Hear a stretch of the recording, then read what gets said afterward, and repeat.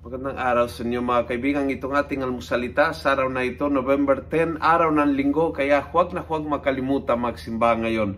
Ang ebanghelyo natin ay Mark 12:38 to 44.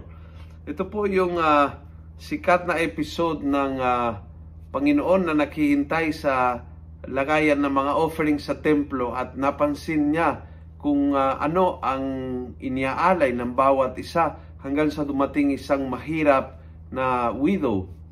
At sabi ng ebanghelyo, a poor widow also came and dropped in 2 small coins.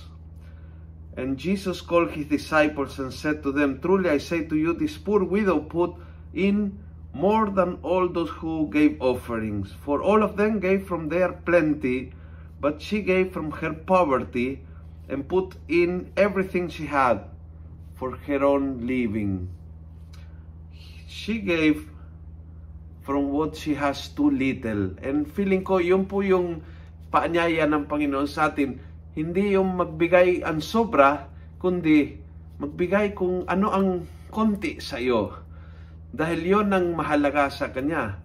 Yung mahalaga na kaya mong mag-share even from your poverty, not from your riches. So, hindi kung sumobra sa pera ko ako magbibigay, kundi magbibigay from my poverty. Yung mismong kailangan ko ang ibibigay. Hindi kapag sobra ang oras ko, wala akong gagawin.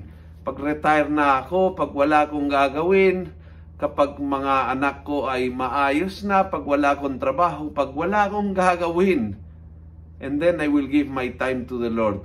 No, He wants your time now, na you have little time. Dahil busy ka, may trabaho ka, nag-aalaga ng mga bata, may ginagawa pa sa bahay. And the Lord wants your time now that you have too little. Give out of your poverty. Bigyan mo ang pagmamahal out of, wala akong naramdaman na mahaling ang taong ito. Wala akong naramang simpatya sa taong ito.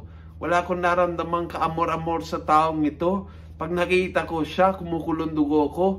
And then, to talk to her out of my little feeling of sympathy, yun ay tunay na pagmamahal. Is giving out of your poverty.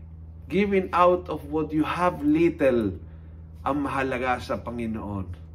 Hindi kung gaanong karami ang binibigay mo, kundi gaanong kahalaga sa iyo ang binibigay mo, ang mahalaga din sa Panginoon. Kung nagustuhan mo ang video ito, pakiusap, pass it on. Punuin natin ng good news ang social media. Gawin natin viral, araw-araw ang salita ng Diyos. And God bless.